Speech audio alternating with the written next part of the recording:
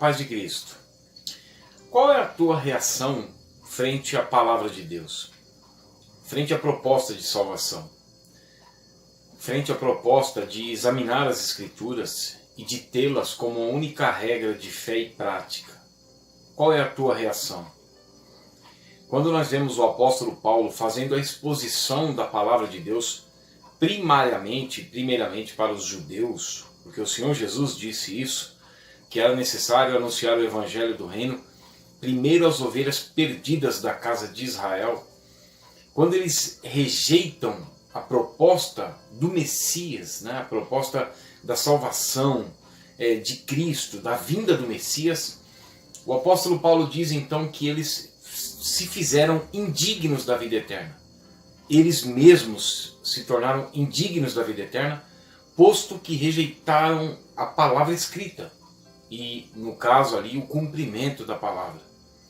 Mas nós temos que fazer essa pergunta, porque não basta apenas nós falarmos. O Senhor Jesus disse: se vós me amais, guardareis os meus mandamentos, guardareis a minha palavra, porque a palavra de Deus, como o salmista Davi disse, a tua palavra escondi no meu coração para não pecar contra ti. Nós vemos Davi falando isso no Salmo 119, os versículos 9 a 11. A tua palavra escondi no meu coração, no centro da minha vida, para não pecar contra ti. E aí nós vemos Lucas, o médico amado, quando ele escreve a primeira carta a Teófilo, o Evangelho de Lucas, dos versículos 1 a 4 do capítulo 1, ele mostra ali que ele fez acurada investigação. É isso que o apóstolo Paulo fala. Temos, portanto, confirmado a palavra dos profetas e fazemos bem em entendê-la, que é como uma candeia que vai brilhando em lugar tenebroso. A palavra de Deus é a luz, é a lâmpada para os nossos pés e a luz para o nosso caminho. Do Salmo 119, 105. Por isso que em Efésios 5,14 diz: desperta, ó tu que dormes, levanta-te dentre os mortos e Cristo então te iluminará. E aí então Pedro continua dizendo: a palavra de Deus é como uma candeia que brilha em lugar tenebroso, até que a luz da alva nasce em nossos corações. Então, é a mesma palavra, essa palavra que nos ilumina e que nos liberta das entranhas da morte, da condenação, do pecado, do salário do pecado que é a morte. Por isso que Cristo, lá de Colossenses capítulo 1, verso 13, ele nos transporta do reino das trevas, do império das trevas, para o reino do Filho do seu amor. No versículo 12, diz que então Deus nos fez idôneos à parte que cabe com os santos na luz, no reino de Deus. A palavra que nos liberta, de João 8,32, conhecereis a verdade e a verdade vos libertará. A palavra que nos limpa, de João 15,3, vós já estáis limpos pela palavra que vos tenho pregado. A palavra pela qual o Espírito Santo nos guia, nos ensina, nos faz lembrar do que Jesus disse, de João 14,26. A mesma palavra que nos convence do pecado, da justiça e do juízo, de João 16,8. É a mesma palavra que nos santifica e nos separa para Deus, do Salmo 1 e de João capítulo 17, no versículo 17, quando Jesus diz: Pai, santifica-os na verdade, a tua palavra então é a verdade. Mas nós vemos ali em Mateus capítulo 11, quando o Senhor Jesus, dos versículos 16 a 19, quando o Senhor Jesus então diz: a quem vou comparar a esta geração? E esta geração que a cada momento que se aproximasse então a vinda do Senhor, o arrebatamento e a vinda de Cristo, ela iria ficar cada vez mais distante dos ensinamentos bíblicos, da vontade de aprender a palavra de Deus. E aí Jesus diz: a quem eu compararei a esta geração? Posto que é como meninos na praça que tocam, que cantam, entoam canções e as pessoas não choram, tocam músicas e as pessoas não dançam. E aí Jesus diz dos tipos de pregação: vem João Batista não comendo e não bebendo e vocês dizem que ele tem demônio. Depois vem o Senhor comendo e bebendo e vocês chamam de glutão e beberrão, amigo de pecadores, de publicanos, e graças a Deus por esse apelido que o Senhor recebeu. Então, existem pessoas que, tanto uma pregação quanto outra, elas não vão se converter. Mas não irão se converter não é porque Deus as predestinou para isso. Jesus quebra esse dogma lá de Mateus capítulo 13, versos 13 a 15, que elas não se convertem porque o coração delas está endurecido, porque de má vontade ouviram a palavra de Deus.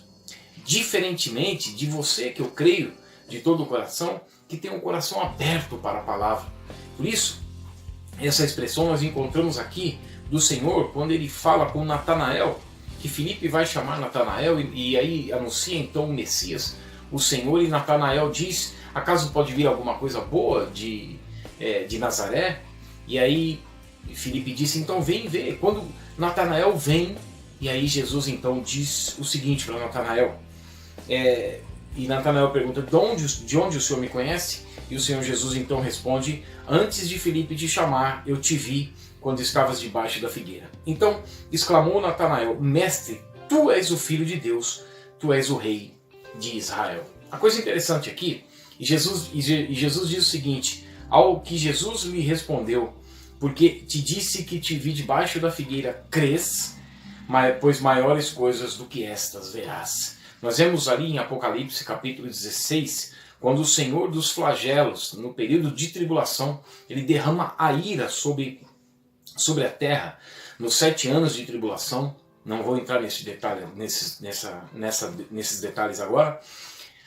Lá de Apocalipse 16, a palavra diz que as pessoas blasfemam contra o Deus que tem poder sobre esses flagelos. Existem pessoas que não irão se converter. Existem pessoas que, frente à proposta de salvação, frente à palavra de Deus, elas rejeitam. E não adiantam sinais, e não adiantam milagres, e não adiantam prodígios, porque o coração está longe. Quem vai se converter, se converte com a pregação da palavra de Deus de Romanos 10, 17.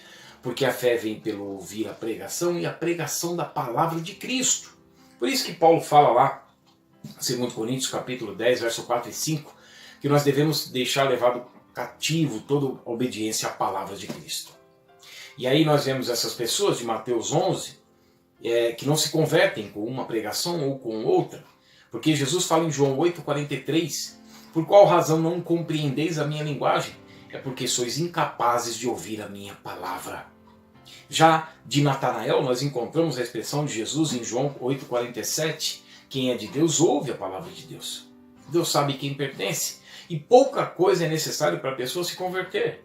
Nós vemos, por exemplo, George Miller, né, um dos heróis da fé, que edificou vários orfanatos em Bristol, na Inglaterra, ajuntou um montante de ofertas sem pedir essas ofertas, só por meio da oração. Ele se converte então quando ele é convidado por seu amigo Beta a um culto no lar, um culto doméstico. E quando ele entra então nessa casa, ele vê a pessoa que iria presidir o culto ajoelhado sobre a cadeira, adorando a Deus. Ele se converte. Aquilo foi maravilhoso demais para ele, porque o seu coração já estava movido para isso.